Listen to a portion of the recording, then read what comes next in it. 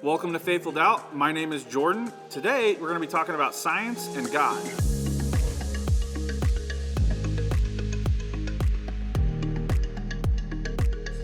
Before we begin today's episode, I wanted to take a moment to recognize a book and share it with you if you're interested. And that book is The Reason for God by Tim Keller. Now, this book is super important to me because it is the main inspiration behind Faithful Doubt and why I'm doing this. And I really encourage anyone to read this book. If you're skeptical of God or if he exists or why you should be a Christian, I really encourage you to read this book.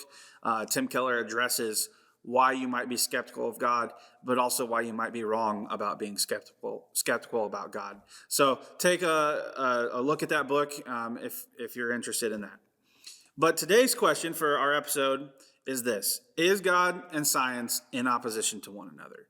And that question Tim Keller actually addresses in that book. And so that's why I have it here today with us. But this debate has been going on since probably the beginning of humanity, right? Like, it's not just a debate that started 200 years ago. It's a debate that's been going on for a long time over, is science opposed to God? And throughout time, we've had, really popular philosophers, important theologians, producing things, arguments, and conversations into that overall debate. And it's just a very large debate. It's bigger than anything I could do in the next 10 minutes. So this is kind of my disclaimer. It's hard to go through this question in 10 minutes. I'm going to do my best, and I'm not saying everything that I'm going to say is correct or even the right answer, but I've certainly thought about this question many times in my life. I can tell you and honestly admit, as a Christian, I have considered the possibility of science opposing God. Like, can I be a Christian and believe in can I adhere to science as a Christian, right? Like, that's an important question, and it's a valid one I think we should all ask at some point.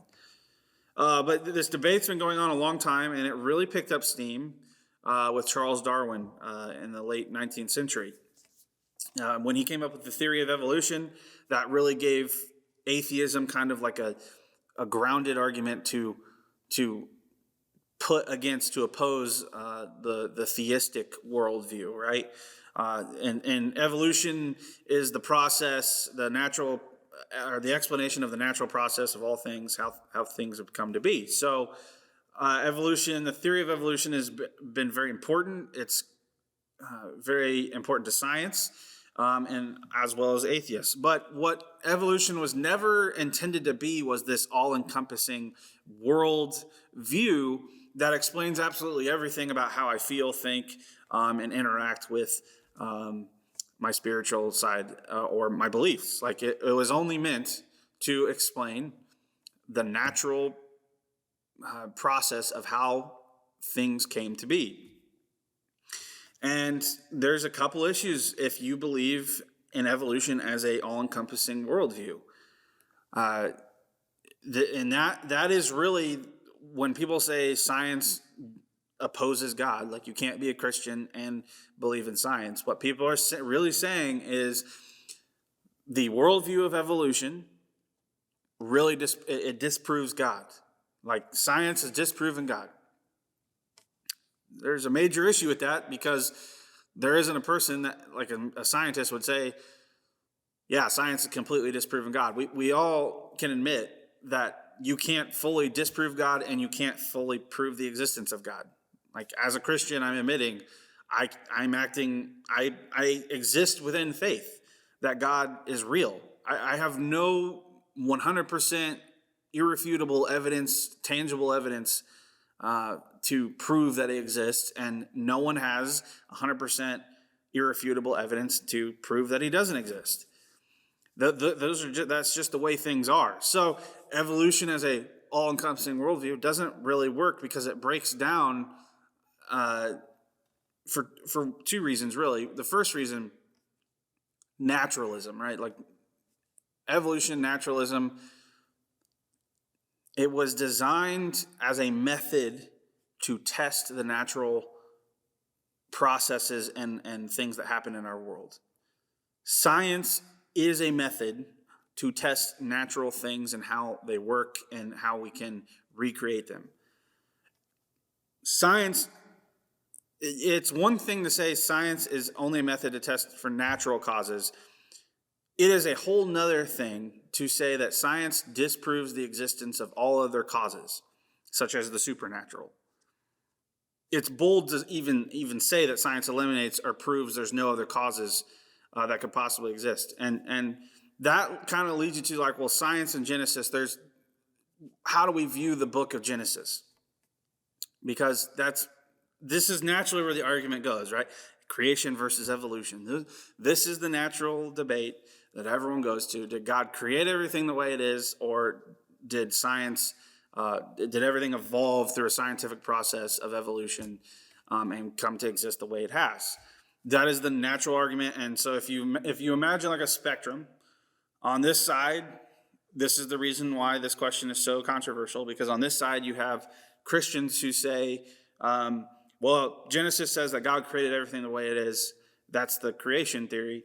And then atheists and scientists would say, well, no, evolution says that all living things started as single-cell organisms and evolved over millions of years to become what we are now, right? Like there's all the evolution process of organisms into larger organisms over time, eventually creating or evolving into humans, right? So that's that side of the spectrum. On this side of the spectrum, we have the Christians would hold to the idea that God was the primary mover. And even if you aren't a Christian, but you're a theist, you might say God, whatever he is, he was the primary mover and he started creation. And then from there, he allowed the natural process of evolution to take over. And that's how we have everything. Now you have in the center of this spectrum of these two views, you have in the center of this spectrum theistic evolution, which says that God uses evolution and kind of guides the creation process to create everything.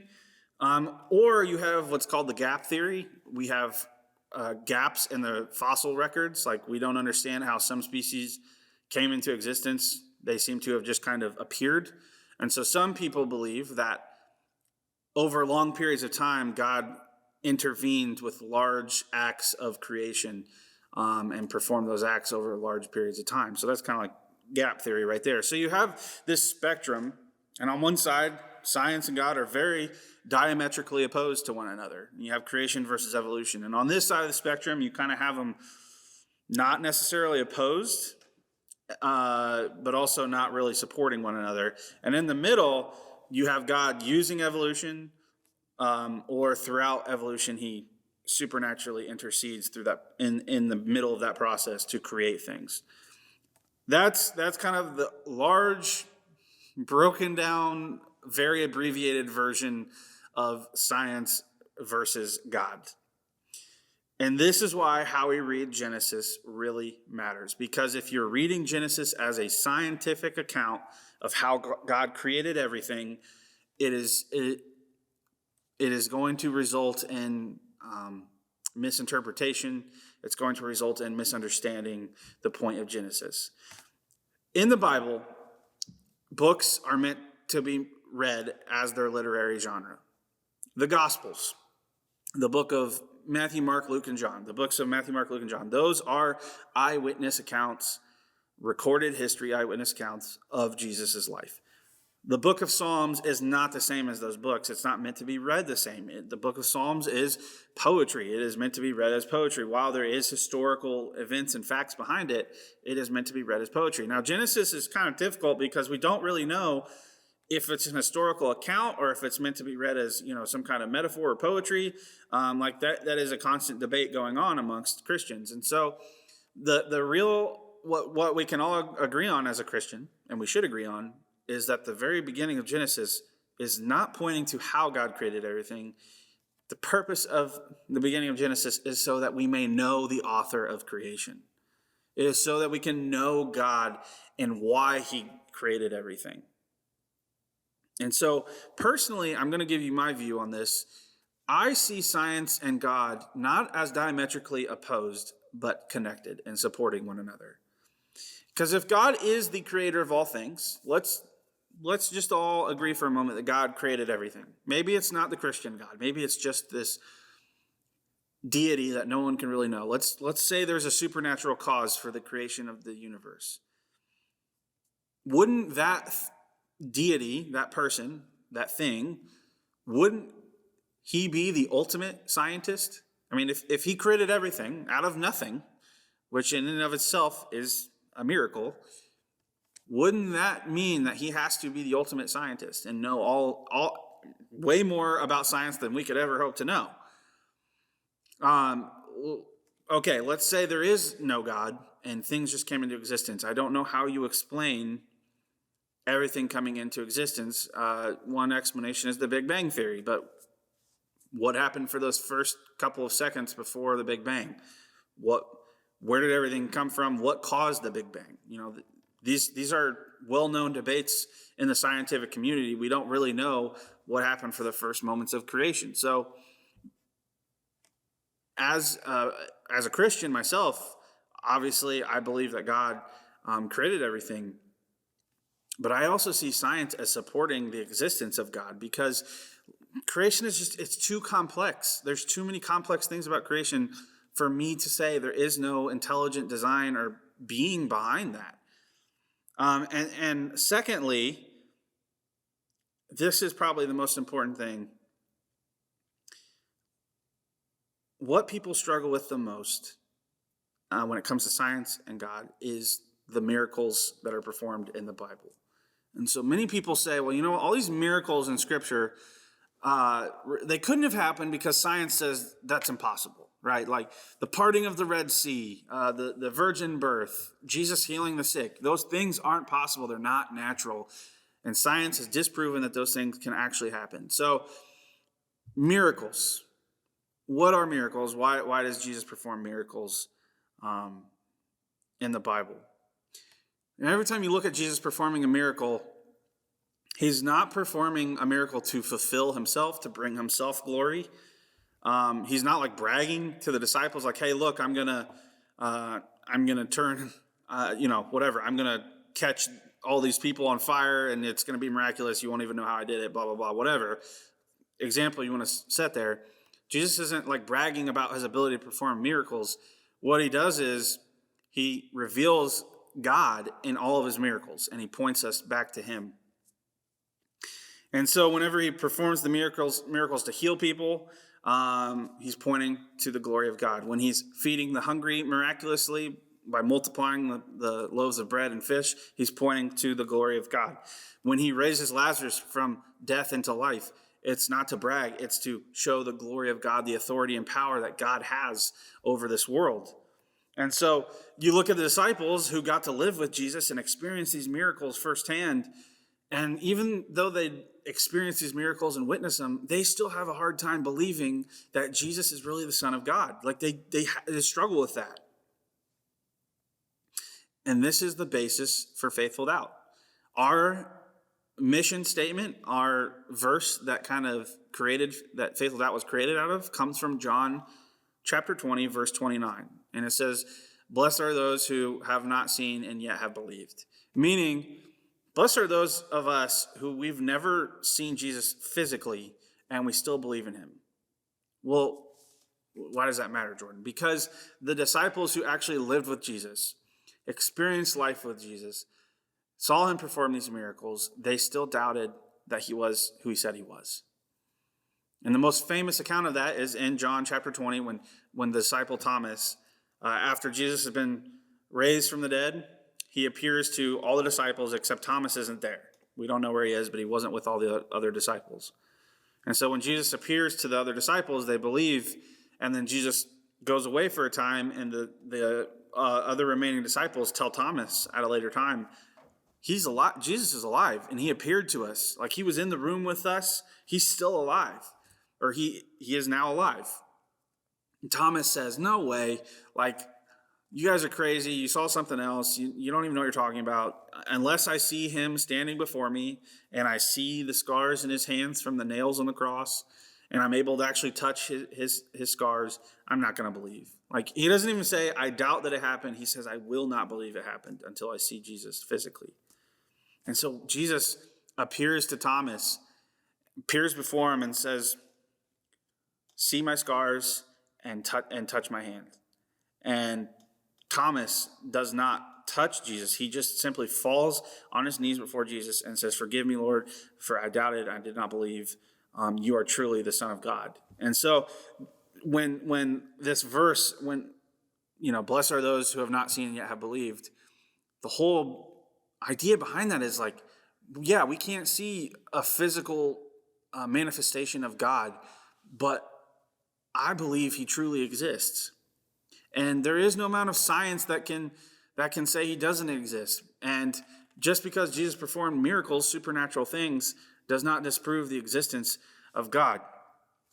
As Tim Keller says, modern people, and this is in quotes, modern people think of miracles as the suspension of the natural order. But Jesus meant them to be the restoration of the natural order. So when a miracle is performed, it doesn't mean that the natural order is suspended and God is somehow, breaking the rules of science. What's happening is God is actually restoring the natural order of things to the way he created them to be. And this is why it's so important when Jesus heals the sick. We were not created to have sickness. And so when Jesus performs a miracle, he's not suspending natural order, he's restoring it. We were naturally supposed to live without illness. When Jesus feeds the hungry, he's not suspending the natural order of things. He's restoring the natural order to we were never meant to be hungry. When he raises Lazarus from death into life, he's not suspending the natural order of things. He's actually bringing them back to what they were supposed to be, which is we were supposed to have eternal life. We were never supposed to die. So death, illness, and hunger, that's not part of the natural order. Those things are unnatural because God created everything to be perfect. And so Jesus performs these miracles to restore the natural order of the world. So are science and God in opposition? I don't see it that way. And the first reason would be creation is just so complex. And as Romans 1:20 says, all of creation testifies to who God is. His eternal and all of his characteristics, his eternal characteristics are just in creation. Like you can witness God through creation. When I look out at the ocean, when I look at the mountains, there is no height or depth in this world that I can't look at and go, my gosh, how has this come into existence? And I think everyone thinks about that when they see something as beautiful as the ocean or a snow-capped mountain or a volcano or whatever it is. Like you look at it and you think, how did this come into creation? Was it just here? Did it just evolve over time? Did God or did something else or someone else create these things? And secondly, most importantly, Jesus, who lived the life we were supposed to live and died the death we were supposed to receive. His life points to God continually, and the miracles he performs, they do not disprove science. They do not say, there is nothing in science that says those can't happen, because Jesus isn't suspending the natural order of things. He's restoring the natural order of things. Science doesn't eliminate God's existence. The miracles of Jesus are meant to point us to God, and they challenge our minds, but more importantly, they're a promise to our hearts that all things will be restored, and the world we all really want is coming again when he comes back. Thank you for the question. I hope to see you guys next time.